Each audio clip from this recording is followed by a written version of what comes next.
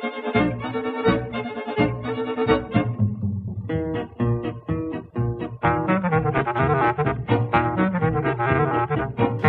with more on the subject is our grumpy old man. This is the Grumpy Old Man Podcast, hosted by Dave Mathwin. So close your yapper and just listen. Now it's on. Yep, now it's recording. How about the wonders of modern technology? Yeah.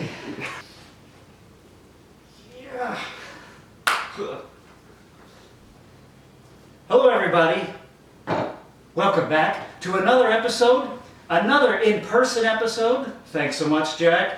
And joining me today, repeat guest.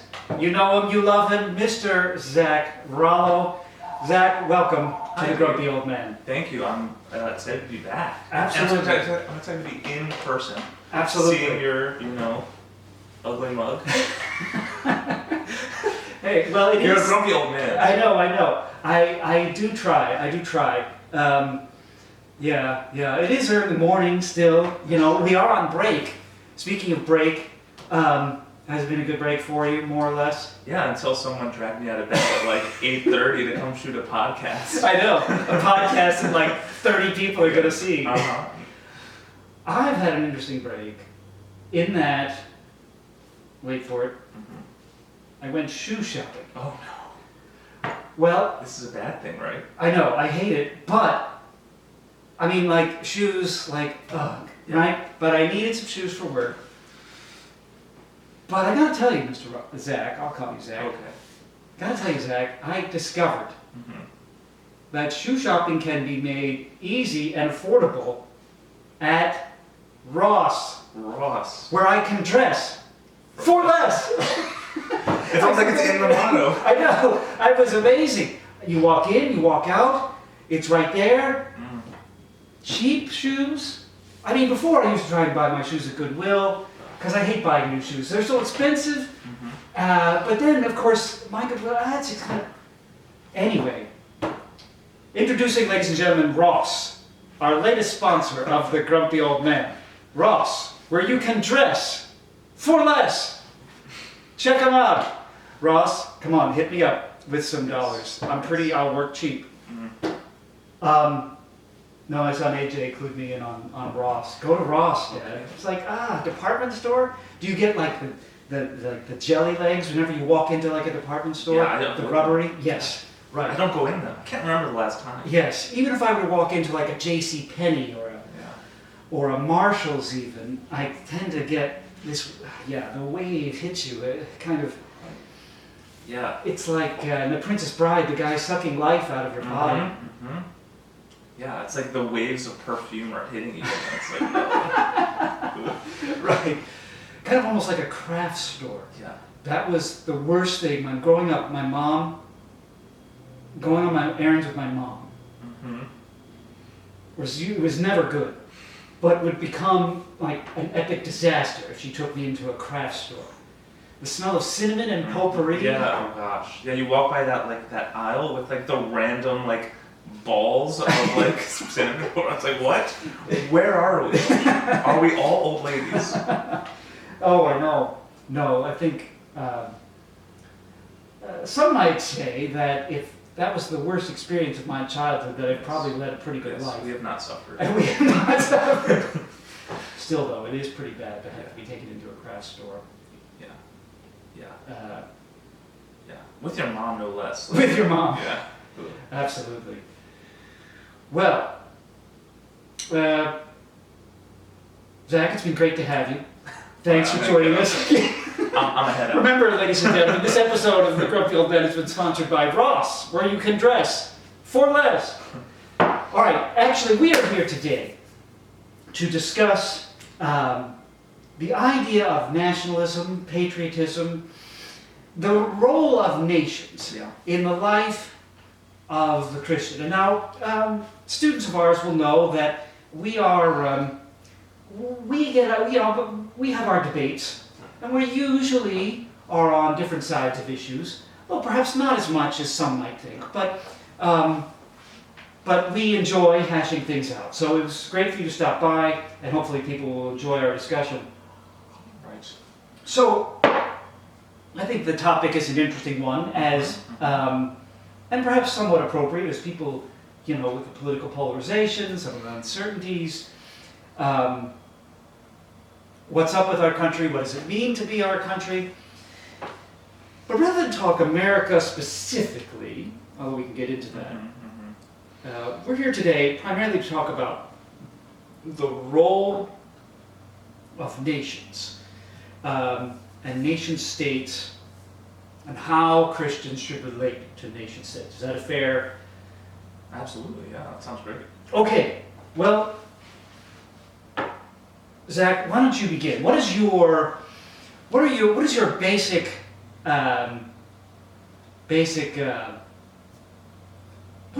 position? What is your opening statement, as it were, on the role of nations? Right. Yeah. Speak up a little. I'm I another will, yeah, fair enough. Okay, so nations, right? Here's my opening position, and maybe it's a little controversial. Go for it. We embrace Well, controversy. Nations are arbitrary entities. There's nothing objective about them. They are, I would argue, mostly historical accidents. They have, there is, what I would suggest is that what has come to exist in modern society of this, of a significant national identity, I'm proud of my country. Mm-hmm. Our countries are arbitrary. There's no particular objective reality to them. And so why do we feel this tie? Why do we feel this connection to the country that we were born in? Why do countries feel so invested in creating a mythos of their own nation? Why is that such a big deal? I would suggest that it might be because there's not actually inherently a whole lot of meaning in the system itself, and that we've brought up, geopolitics, right, and the United Nations and these sorts of global national relations, but that it could be otherwise, and that there are more significant things for us as humans and for us as Christians to be worried about than how our nation in particular is doing. Okay. I will agree with you on some things. I think You're a historian, so you can you can nail me if you don't think they're historical accidents. No, I think you are mostly right about that. That they are kinds of, in a way, sort of historical accidents. Let's say, hypothetically, if the United States had never gone to war with Mexico, had never gone, and the whole South, Southwest, whatever portion that we got is because that war never happened. The United States doesn't necessarily, by nature, doesn't have to exist in the shape that it does. And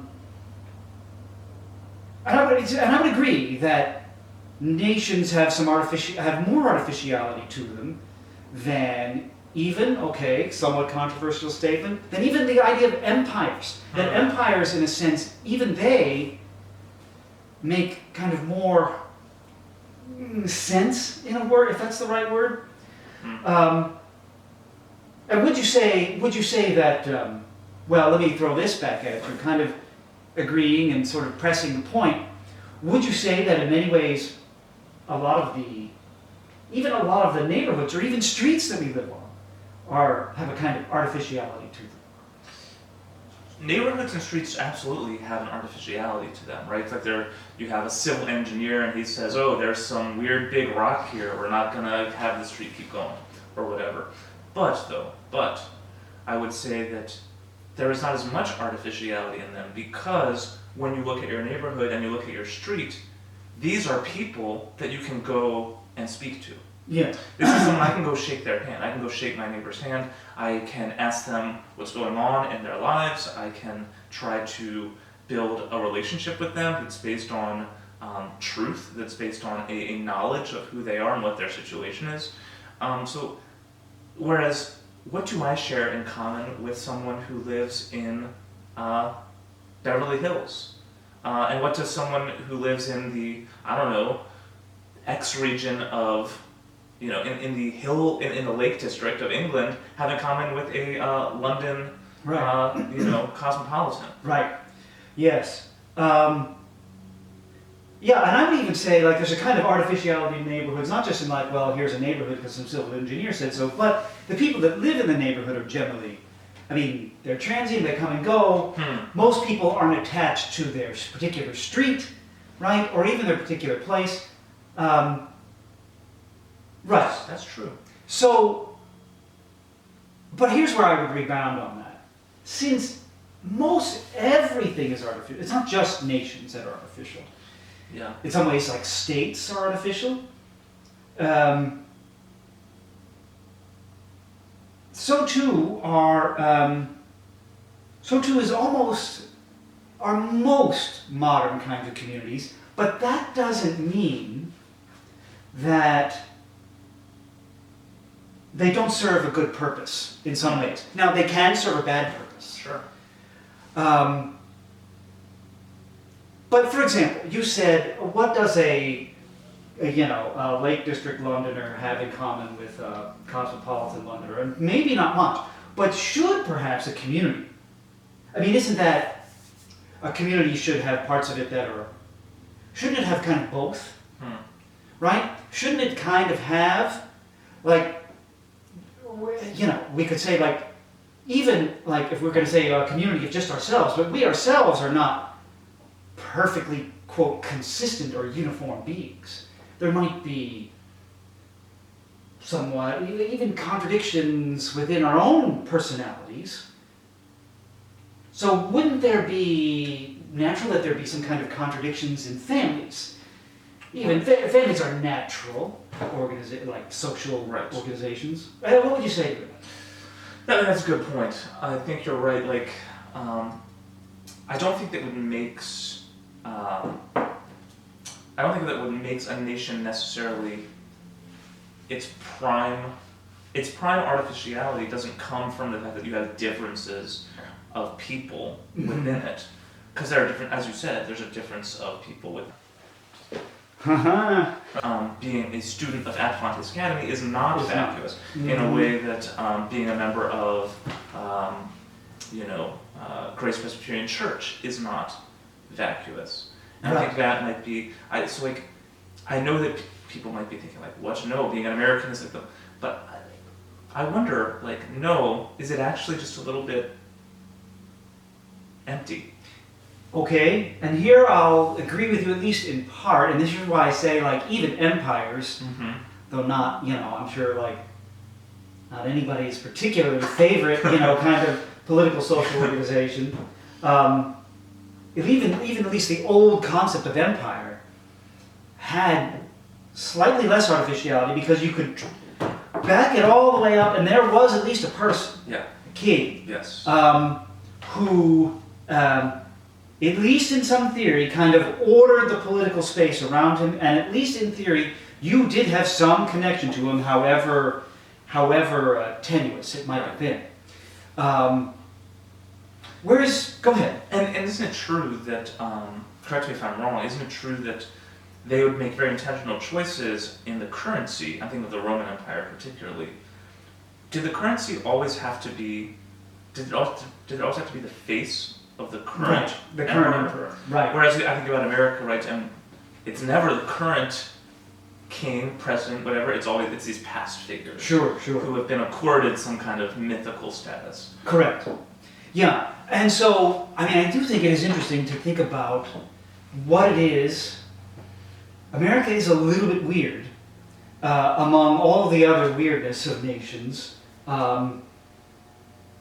because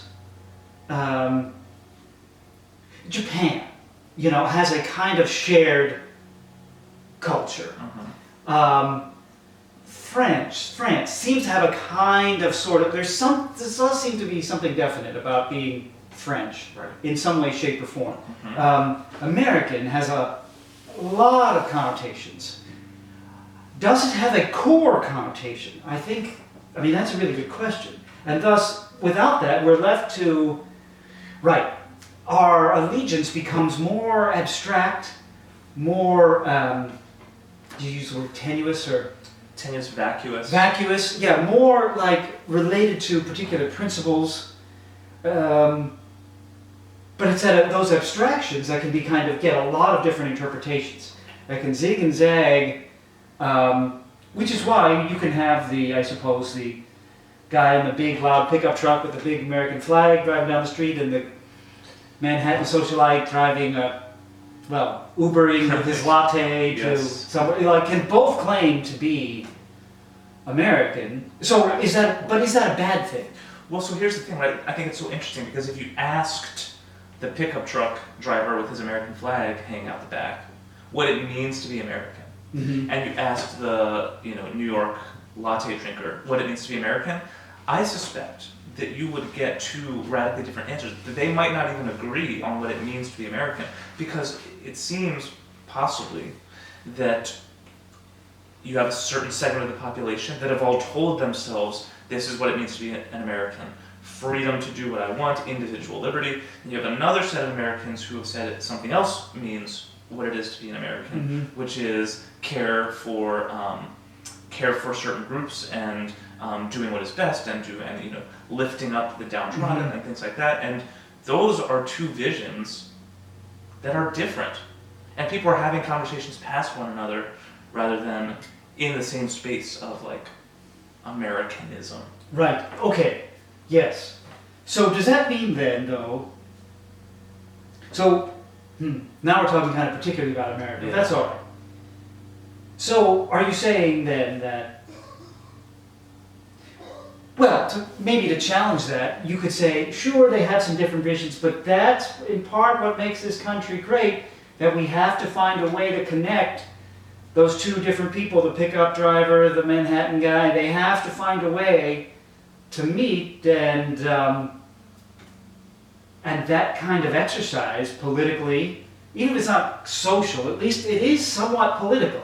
Yeah. We do have to tolerate, the voters in, small town, Texas do have to tolerate the voters of Manhattan and vice versa. Right.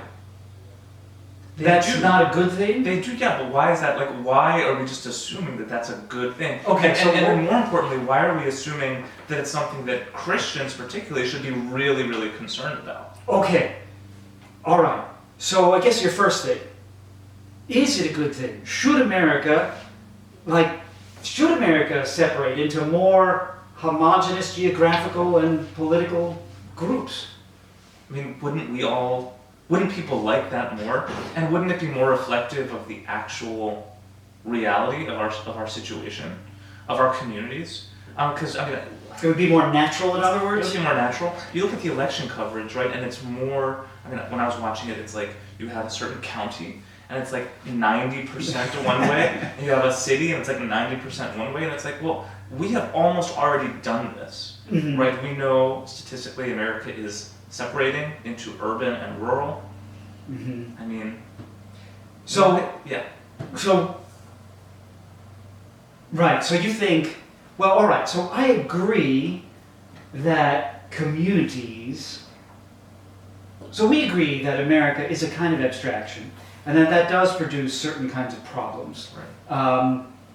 and inevitably will lead to certain kinds of divisions, which we're experiencing now. But, I guess, how thin do you want to slice it? Because I guess for me, so let's say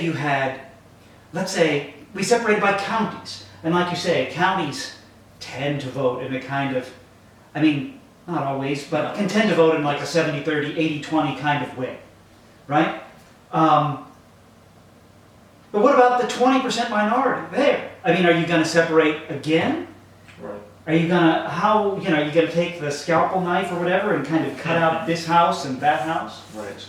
So, I guess I push back a little. So, Go ahead. yeah, no, it's a good pushback, but here's the difference. I think this is the critical difference. Mhm. When you get down to that level, there's a better chance that you are able to interact Right. with these people. Okay, that's fair. Right? Whereas You can know the Biden voter or the Yes. Trump voter, yes, and you can I think you can say hello to their kids and Yeah, right. talk about the football game or whatever. this is something that I think is missing from a lot of like large-scale national reality, right? Is that we don't care about. None of us cares about people that live on the other side of the country unless we have some kind of connection to them. But I think instinctively, if our kids go to the same high school, or if we're part of it, we go to the same grocery store, or we go to the same parks, we go to the same playgrounds, like, there's a connection here that is authentic, that's real, and that it's not going to be the same. It's not going to be the way that it is in the national Yeah. discussion. Mhm. Yeah, I was thinking, I think a lot of people underestimate the value, even of very simple sorts of pleasantries and platitudes. Even if it's not a deep and meaningful conversation or a deep and meaningful relationship, even just being able to say, hey, how's it going? How's work today? Oh, it's all right. How about you? Fine. And then you go your separate ways. There is value to that, and you're right. That can make even the differences within these smaller kinds of communities more or less toxic, to use the word, right? Yeah. And more, okay. So I grant that. But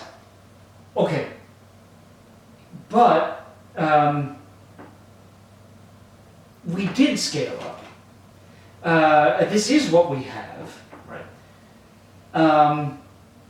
Breaking it apart would probably not be an entirely peaceful process. No, No. I don't think that this is a realistic. It's not a realistic. Okay, so you're kind of spitballing here. You're just Well, yeah, I think that what I'm really trying to do is to say, to the second thing that I had mentioned before, which is why should or why do so many Christians seem to feel such a strong connection and obligation to engaging on the national political level? And why is that the community that many of us have chosen to make a fundamental part of our identity? That, to me, seems really interesting. Okay. Especially considering the way that the nation of God is depicted in the scriptures. Like, it seems like, I feel like my reading of many Christians is that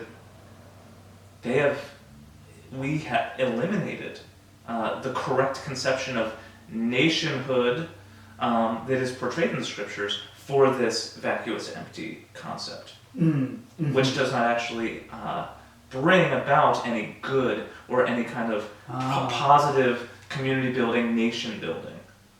Because the nation that we're choosing to engage in is primarily destructive. Okay, wow, so there we go. Right. Now I think we may be off and running. Yes. Okay, let's go. Mm-hmm. All right then. Should I? So yeah, so yeah, I'll tell you what. Yeah, you said about 3 or 4 interesting things there. Let's start with pick one. Okay, Let's go with that. Okay, so I want to think about the way that nationhood is depicted in the scripture. All right. Right? Because I think that when we think about that, it looks nothing like the nation that many Christians have chosen to identify with. So think about like the Old Testament, right? Yeah. And God's call, like first God calls Abraham to be this father of a nation, right?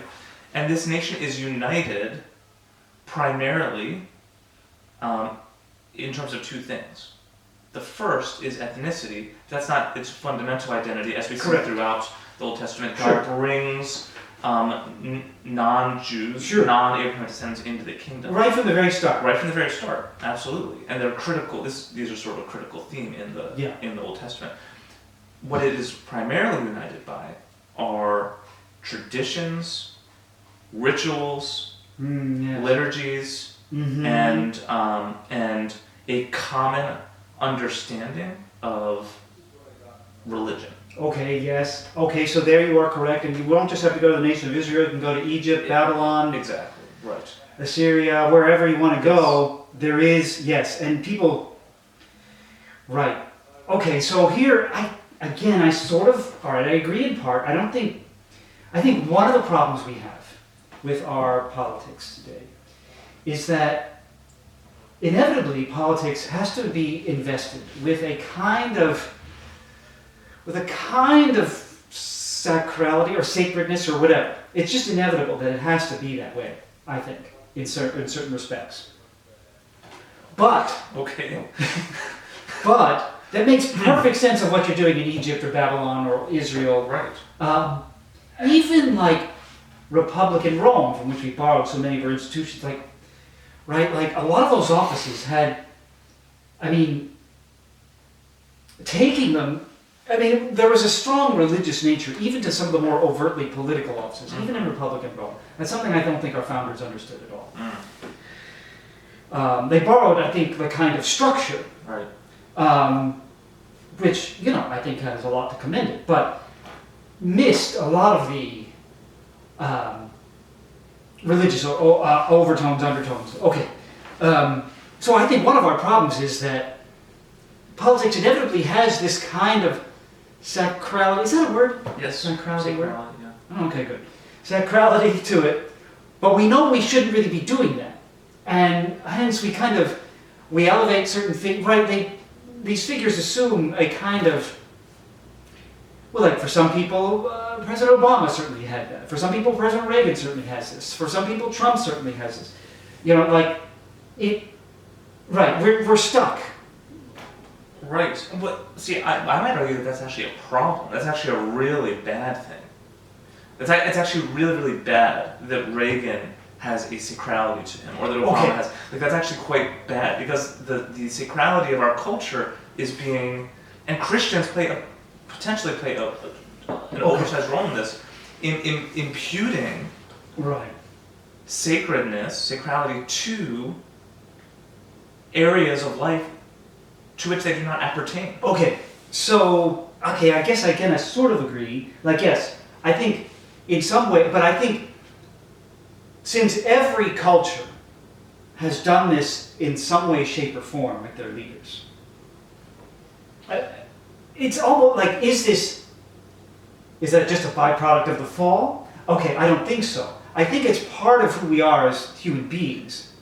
So I guess my point is, is it bad that we do it? Yes, in a sense, but it's also kind of inevitable that we do it, and I don't think we have the kind of political structure we need to be able to do that. Right. I think this is a really important point, is that there's a critical difference between the investiture of sacred imagery to the kings of Egypt or to the kings of Mesopotamian cultures. Mm-hmm. Or even the consuls of Rome. Yes, there's a difference there, on that side, than there is to the American political side, because what have we done in American politics? From the very beginning of the start of America, mm-hmm. the founding fathers said, we want a separation of church and state. We don't want there to be any, connection between the two. Maybe not a connection between church, a specific church, and the state, but certainly they do, I think, envision at least a tenuous connection between. Yeah, now it's back. Oh gosh. Is there a way to see? So, yes, there is a way to see. But I don't know, you're asking me to fix that thing, or to not break it or something? Oh. Alright, so let's rewind. It'll all get fixed in the editing. Smart. Jack, go ahead and edit away. Get it, Jack. So, let's say you were saying something. What was I saying 5 minutes ago? Probably something really smart. Yeah. I'm probably going to mess it up. You were saying that you were talking about the nation, Is a nation bad, or is it good but out of whack? Right. So, I'll start there. Okay. A, is the nation, the concept of a nation, bad? Nations itself are bad things because they're too much of a temptation to Christians to place their allegiance in areas where it shouldn't be, or be. Now, nations are good things insofar, to a certain degree, but we just have to be careful to keep it in its proper proportion. And yes, things have gotten kind of out of whack recently, as we become more and more national and our attention less and less local. But still, like, the concept of a nation is perhaps not a bad thing per se. So what would you say to that question? Yeah, it seems to me like the Western nation is built on a house of sand. It is the inheritor of these traditions and these institutions, these governmental institutions, which are profoundly religious, right? There's no, I don't think there can be any real question about this. And now has a mostly secular religion. So America, for instance, has a secular religion, right? One in which we honor national heroes, and in which we have, respect for the historical events that have taken place. And we have that kind of thing with our elected officials as well. There can be a sort of reverence for them, but it seems like those things are falling by the wayside more and more quickly, potentially because we have we've lost the true reality of what makes a nation a nation. There's not that connection anymore like there is in ancient Israel, or like there is in the kingdom of God. In the New Testament kingdom of God, there is a fundamental connection that is essential to our personhood. And so thus we have respect and care for the members of our nation, even if we potentially disagree with them on pragmatic policy matters. Because we're agreed about some essential cosmic reality.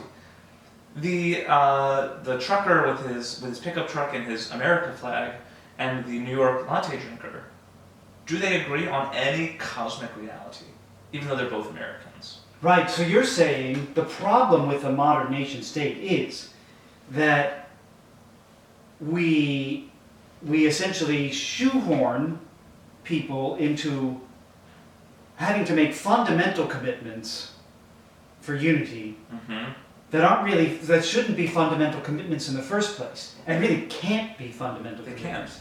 We can't stretch it so far, and thus there's a kind of almost absurdity about a modern nation, because it does have a kind of sacrality that cannot be denied, but that gets placed not in the sacred, but in the kind of a lesser tier sort of thing, into the pragmatic.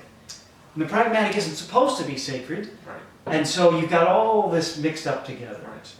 That's your basic case. I think the concept of America, while admittedly quite strong, is not strong enough to create a meaningful and lasting connection between different people. Okay. It's not cosmic enough. All right. So therefore, we declare that the concept of nation then is bad, because it drags us. Okay, if it's still good then. The concept of nation is clearly. The concept of nation is good, but the way we're doing it, it's bad. Yeah, it seems like almost all modern instantiations of it are bad. Are bad. Whether that be America, Brazil, Germany. Yeah. India. And of course, who knows? I'm not an expert in Indian nationhood, but one would assume that the concept of any of these places, none of these nations, as far as I'm aware, are fundamentally enshrined in their constitutions. Let's say it's not some fundamental cosmic commitment. Right. So in India, they're trying to make it go between Hindus and Muslims, and that sometimes doesn't work so well. Right. I will say this. I will say that, shall we say, the modern, quote, liberal with a capital L, not like democratic Yes. liberal, but commentator who scratches his head like, well, how come they can't get along? I'll agree with you, fundamentally misunderstands the nature of reality. Right. Because there's a reason why, maybe, right? Why a Hindu and a Muslim or a Christian and a Muslim, couldn't commit together on ultimate things. If they did, that would be odd. That would If be they extremely did, it would be odd. Now, they can commit together on pragmatic things. Yes. Sure. And do often. But a nation inevitably involves a commitment, right, to an ultimate thing, is what you're saying? So, yeah, okay. Yeah. It should. Like the best nation should, right? The best nation The should. best nation should, because otherwise, Just call a spade a spade. yeah. Go ahead, you were saying about otherwise. Otherwise, I think you run into this problem of members of the community not caring for one another, right? Mhm. The truck driver has no incentive or reason really to care for the latte drinker. So our modern predicament, right, which has at least segments of people on the right and the left, probably quite literally despising the other side. Yeah. And it's on both sides, Mhm. right? You would say that's not an aberration. That's something we should almost expect. I think that's a good question. I think the last time that I remember where I felt like Americans were on the same page was right after 9/11, Mm-hmm. right? I was young at the time, but I just remember everyone was like everyone was connected, right? I remember George W. Bush throwing out the first pitch at the Yankees game, and people were just going crazy, and everyone's like crying, and Right. Republican president throwing out a pitch in Manhattan. Yes. Getting big cheers. yes. Yeah. Is that going to is it going to be possible where people of fundamentally different pragmatic commitments, because that's all Republicans and Democrats are, is different Mhm. pragmatic commitments, I think, are they going to be able to come together again and say, we have a fundamental unity? Looking around, it doesn't seem like it. Mm-hmm. Could there be some kind of national tragedy that brings us together? Maybe. Could there be a national, positive thing that brings us together? That seems harder to imagine. So we've gotten ourselves into a fix. Right. Yeah, I wonder if... Okay, so what do I think about nations? I think in many ways that you are correct. That the modern nation is in some ways, and this is oversimplifying, etc., but is in some ways a byproduct of the Reformation and the religious wars of the Reformation, where people started to say, we're not going to make this the fundamental building block of everything, so we make it something else. And that had, did that lead to more peace, more security? At times, yes, and at times, certainly not.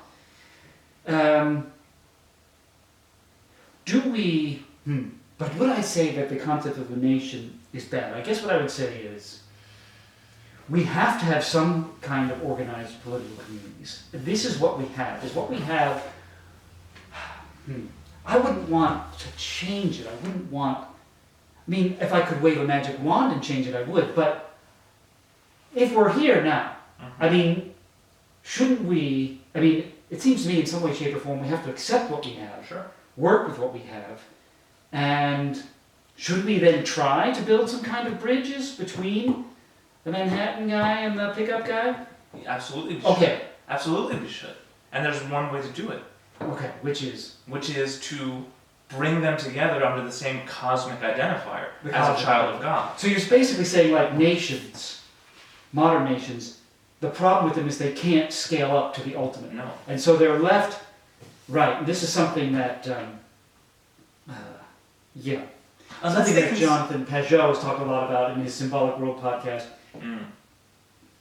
Yeah, that's interesting. You might, because he's making the same point, you have, do you have an entity that can scale up to the highest thing? Because if you don't, then you're stopping somewhere halfway up or whatever, and thus you have to kind of bridge that divide, and you really can't. To try and bridge it is difficult. You kind of have to awkwardly contort yourself, and then once you kind of awkwardly contort yourself in that position, you really can't hold it for very long. Yeah. Yeah. Right, and I think we see, like, America tries to do that with, with the civic religion. And the civic religion just, now people are beginning to disagree even about the civic religion. Right. So you have some people on the left, for instance, really criticizing Right. The Constitution, and you're seeing different, like, modes of interpreting the Constitution. Right. Right, and like these discussions now about, well, are we originalists or are we living document people? Okay. It's kind of like a biblical kind of conversation. Yeah, right, okay. So I think, like, for example, like you mentioned, like, the civic religion altering. I don't think there's a lot, I mean, I'm sure there could be some controversy, and perhaps some well-meaning controversy about, like, shall we say, Confederate generals' statues. I think most people are fine with those being torn down, although some people might want it to be done in a different way, whatever. I don't think that's particularly controversial. But if you start to tackle, like, Jefferson, Washington, etc., now I think people realize that is a real threat, in a sense, to our identity, to our, quote, civic religion, to our sacred myths. Should we, so this process, would you say that this process may be painful, but it's good and appropriate? Because it's good to get rid of these illusions. We're like, if we're contorting ourselves in this weird way, is it good? I guess what I would say is, no, it's not good. Even though we are contorting ourselves in a weird way, I think the best thing to do is to just recognize it's a weird contortion. Let's do the best we can with it. To break it down without anything else in its place is a problem. Yes. I'm getting the sense that you would think, no, like, okay, maybe it's going to be painful. But it's probably good that we break down these contorted sacred myths of our nation, because it's all kind of a sham anyway. I mean, that's interesting, actually. I was actually, I think it will be very dangerous to be removing, I mean, I think about the Confederate thing, yes, let's remove them for other reasons, but the Washington, the Jefferson, etc., to remove those without a replacement seems problematic for the reasons that you described. Would it be best to replace them with something that is more authentic and real? Yes, absolutely. Is that a possible thing? Again, what I would say is Christians in politics and like thoughtful people in politics, I would advocate for more, instead of a top-down, what about a bottom-up approach? Instead of having to replace Washington and Jefferson with something up at the top here, that are already at the top, let's have communities come together, and I mean, obviously this is a pie in the sky. We're not all going to agree on cosmic realities. I mean, that's a good point. America is always going to be twisted. I mean, America as it exists is always going to be twisted. Right. I don't think there's any way around that. Right. So no, I actually don't know. Leave Washington and. Yeah. Okay. So leave. Right.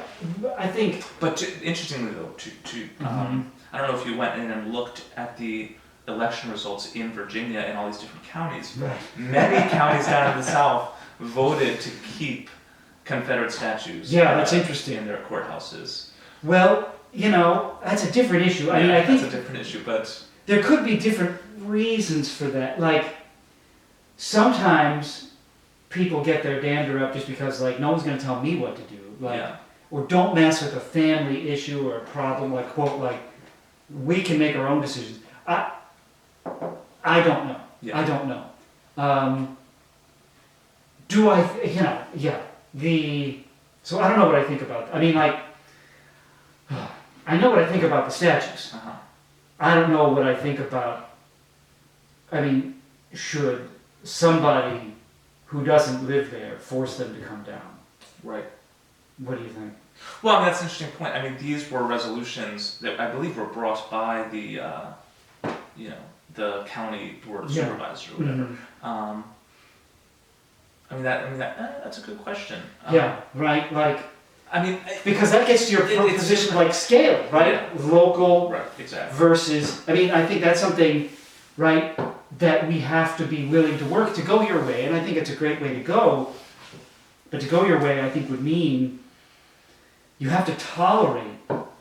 Yeah, how much localism that we don't like are we willing to Right. tolerate? Right. Like, when does it go too far Right. into the don't like? Like, when does it mess with our national sense of identity? For example, right, you could argue that, in the civil rights era, there was a kind of national imposition of local things that I think most people, I would say, right, would say was entirely appropriate, because the local instantiations of community could in no way, shape, or form be, well, I mean, aside from all the moral problems that were there. I never thought we'd be discussing this, but here we are. Right. Aside from all the moral problems of segregation and so on, it just could not fit. It was too much of an aberration from our national sense of identity, purpose, community, etc. And there, I think we could say it was good that the, quote, national sense of identity imposed itself on the local. That's a really interesting, like I am not so rosy as you to think that there was a national, a broadly national impetus towards Well, it was integration. national enough. I mean, you had laws passed at the national level. Right, but it wasn't as if like, It wasn't as if like 100% of people. No, yeah, Right, absolutely. no, it wasn't. But it was enough. Right, it was enough, and I'm sure there would be enough to force people to tear down the Confederate statues. Yes, but is that right? But how Yeah, much do you want to interesting intrude? How much, right? I think reality comes from a top-down sort of direction. However, that top has to be instantiated at the lowest form. Yeah. Right? And it's not just, right, I think you want to understand the pattern of reality, you take a look at the pattern of creation, the pattern of incarnation, death, descent into hell, resurrection, bringing everything, coming from the top down to the lowest point, capturing everything, even death itself, bringing that back up into the Holy of Holies, Jesus presenting himself to the Father. So here, right, we're relating like civil rights law to the Ascension, which I guess is an interesting thing, maybe a thing. Sounds like a book idea to me. I'll write the introduction. Yeah. So, I guess would you agree with that? Maybe Right, so- we probably agree on that. The pattern of reality is Right. there. Yes, right, that's an interesting, the best thing would be for Christ to come down and tell us exactly what to do, and then we just do it. Well, no, maybe not. No, that would be, objectively, that would for sure be the best thing, right? Well, no, because that's not how he does it. Well, I thought that's what you just said. No, I said he can. It's recording. Oh yeah, that was good. Yeah, it's recording now. Haha. Oh. All right. More editing problems for Jack to fix. Got him. But, okay, so camera fritzed out on us, but we were saying something about connecting like the civil rights movement to the Ascension and so on. Now, I said, all right, that it's not exactly right, that it's not as if Jesus is or should be even physically present like on earth doing all these things. That's obviously not what he chose to do. But there is that pattern of reality that he instantiates that you've been hitting on too, of like things scaling up to the top. And it seems like in American politics it no longer does this. Right. That seems to be like a real problem with potentially every modern nation state. Is that there really something like if you think about your average American person in their political thoughts, they will rise up. The highest level for them is like the ideal Republican, like the big Republican candidate. The ideal for Democrat is the ideal Democratic candidate. But is there anything above them? Right. Is there any content, any legitimate, concrete, cosmic reality that unites both of those things so that it doesn't become just this conflict all the time. Right. Yeah. You were saying something in private. We were having as we were waiting for the technical issues to be solved. Yeah. We're still interesting even in those moments. Yeah, very interesting. And you were saying, it's best for everybody to be moderate politically, because then you're not confused. You'll be in much less danger of confusing ultimate things. Right. And there I think there's wisdom in that. It is interesting though that when Americans see other nation states that seem to be in some way, shape, or form trying to scale up, it makes no sense to us.